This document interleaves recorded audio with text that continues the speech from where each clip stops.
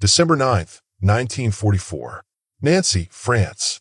11:47 p.m.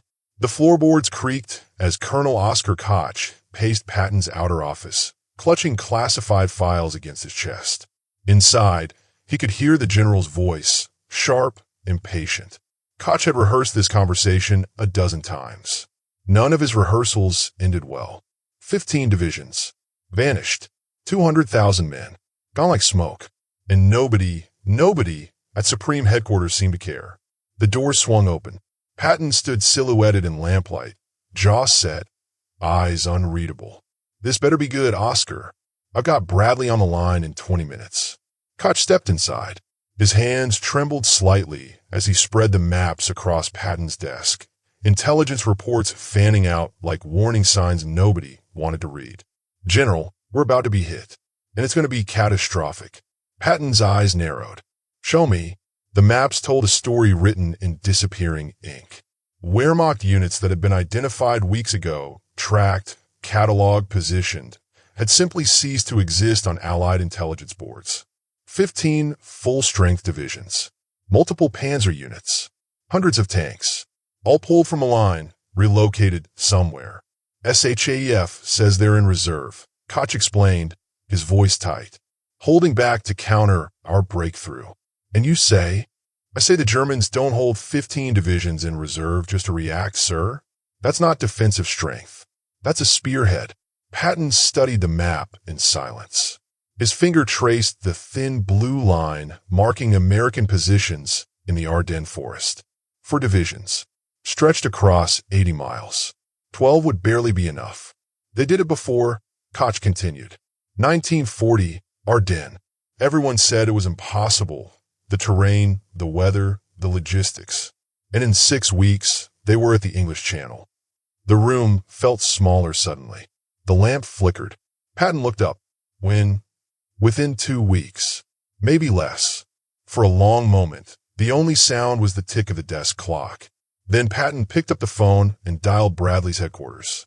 What followed was a conversation Koch would replay in his mind for the rest of his life. Patton laying out the threat, Bradley's skepticism crackling through the line, the reassurances from SHAEF intelligence. The war was almost over. Germany was beaten. They didn't have the strength. Patton hung up, stared at the phone.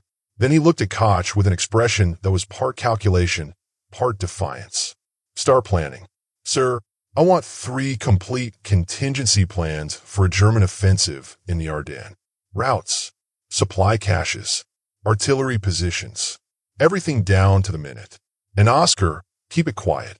Over the next 10 days, Patton's staff worked in shadows, preparing for a disaster nobody believed was coming. Truck routes calculated in secret. Fuel dumps prepositioned where they shouldn't be. Infantry units briefed on assembly points they'd never use, unless the impossible happened. The rest of Third Army thought their general had lost his mind. They were planning for an emergency 100 miles away while they were winning the war. December 16th, 1944. 5:30 a.m. The Ardennes. The first shell landed without warning. Then the second. Then 1,000 more. 80 miles of American line erupted in fire. Trees splintered. Bunkers collapsed. Men who'd been sleeping died without waking. In 30 minutes, the quiet sector, the rest and recovery zone, became hell on earth. Then came the tanks. Then came the infantry. Wave after wave. Gray uniforms emerging from the forest like ghosts. Over 200,000 German soldiers, 3 entire armies, smashing into 4 American divisions that didn't know what hit them. In the first hours, nobody understood the scope. Radio traffic fragmented. Units lost contact. At SHAEF headquarters, the initial reports were dismissed as a local counterattack, aggressive but manageable. By noon, the truth was unavoidable. The 106th Infantry Division, newly arrived, positioned for a quiet introduction to combat, was being annihilated. Entire regiments surrounded. Communications dead. By evening, 2 regiments would surrender. The largest mass capitulation of American forces in the European theater. The Germans were punching through everywhere. At Bradley's headquarters, chaos. Disbelief. How could intelligence have missed this? At Third Army headquarters, controlled urgency. Patton read the first reports with the expression of a man who'd seen the script before. He summoned his staff. Found Oscar Koch. You were right. What's their objective? Koch's fingers stabbed the map. Bastogne. It's the road junction. They take that, they split our armies in two, and then... Antwerp. Yes, sir. Patton's jaw tightened. Give me General Gaffey. We're executing the contingency plans. While every other headquarters scrambled to understand what was happening, Patton was already 3 steps ahead. Third Army began disengaging from operations in the Saar. Orders flowed through channels that had been prepared, waiting dormant for 11 days. The other generals would spend 72 hours trying to figure out how to respond. Patton had figured it out on December 9th. December 19th, 1944. Verdun. 11 a.m. The converted French barracks felt like a tomb. Eisenhower's emergency conference. Every major commander in theater crowded around maps that showed disaster in blue and red. American lines collapsing. German spearheads driving west. The 101st Airborne surrounded at Bastogne, running out of ammunition, outnumbered 5-1. If Bastogne fell, the German armor could split the Allied armies, could reach the coast, could turn victory into stalemate, or worse. Eisenhower opened with words that seemed surreal given the circumstances. The present situation is to be regarded as one of opportunity for us and not of disaster. There will be only cheerful faces at this conference table. Some commanders exchanged glances. Opportunity? The largest German offensive in years. Complete surprise. Thousands of Americans dead or captured. This was opportunity? But Eisenhower understood something crucial. The Germans had come out of their fortifications. They were exposed, mobile. If the Allies could react fast enough, they could turn this disaster into Germany's final defeat. The problem was speed. Every unit was in the wrong place. The logistics of repositioning entire armies through winter weather seemed impossible. Every commander knew it. Eisenhower looked around the table. His voice cut through the tension. How soon can someone attack north to relieve Bastogne?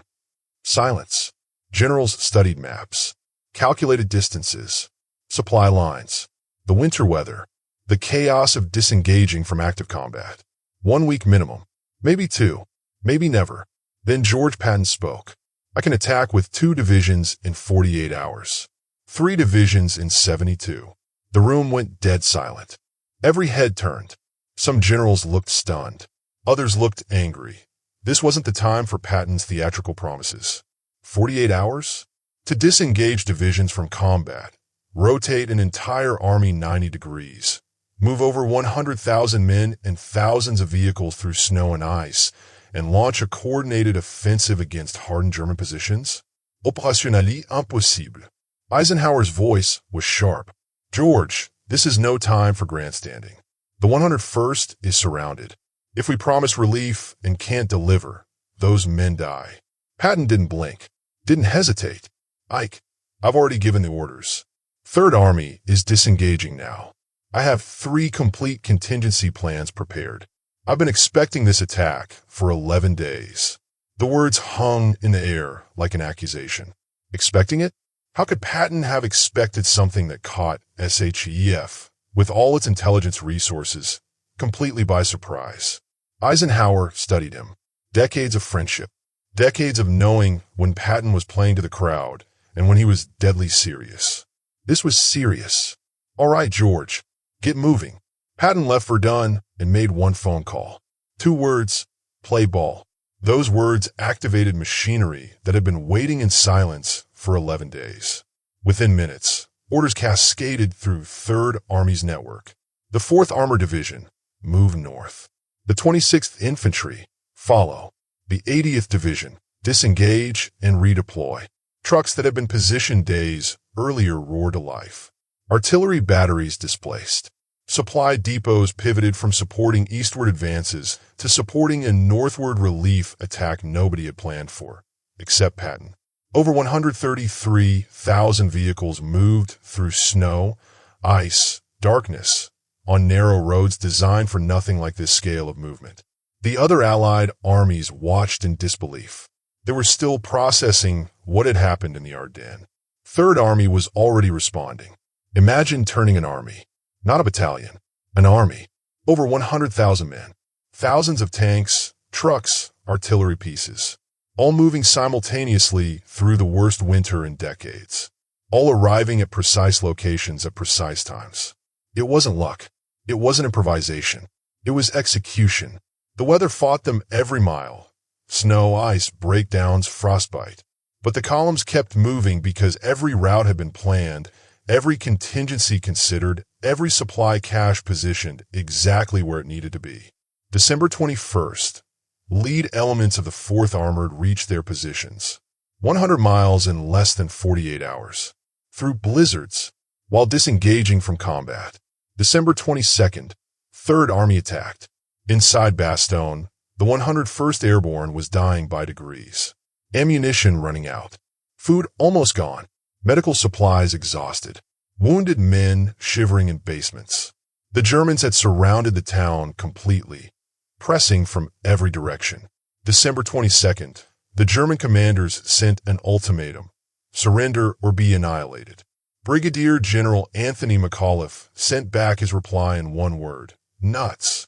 The paratroopers weren't giving up. They knew relief was coming. They had to believe it was coming. Outside the perimeter, the 4th Armored Division fought for every yard. German defensive positions blocked every approach. Tank battles in frozen fields. Infantry fighting through forests and rubble. Each mile cost blood, but they kept coming. December 26th, 1944, 4:50 p.m. First Lieutenant Charles Boggess, commanding the lead tank Cobra King, pushed through the final German positions at Assenois. His radio crackled. Contact with elements of the 101st Airborne. The siege was broken. Patton received the news and immediately called Eisenhower. His voice was controlled, but the satisfaction was unmistakable. We're through to Bastogne. The Battle of the Bulge would rage for another month. Over 19,000 Americans killed. Over 47,000 wounded.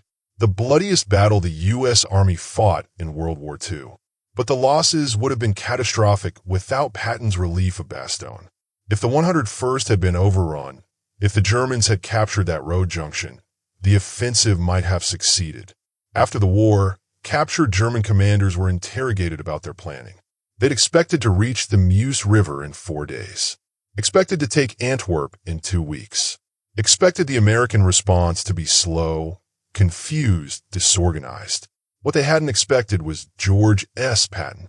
Or, more precisely, they hadn't expected someone on the American side to anticipate exactly what they were doing. General Otto von Manschenfeld, who commanded 5th Panzer Army, said it plainly: we knew Patton would react quickly. We didn't know he had prepared for our attack. When his counteroffensive hit us, we realized someone had seen through our deception. That someone was Oscar Koch. But he was working for the one general willing to listen when everyone else dismissed the warning signs. At the Verdun conference, when Patton said 48 hours, the other generals thought he was grandstanding. He wasn't. He was telling them something they should have known themselves. Intelligence only matters if commanders act on it. Preparation only works if leaders trust their planners. 15 German divisions had vanished from Allied intelligence boards. Only one American officer tracked them. Only one general believed him. Only one army was ready. Not because of luck. Not because of recklessness. Because George Patton understood something the others didn't. In war, the enemy always gets a vote. And the only way to win is to be ready for the vote you don't expect.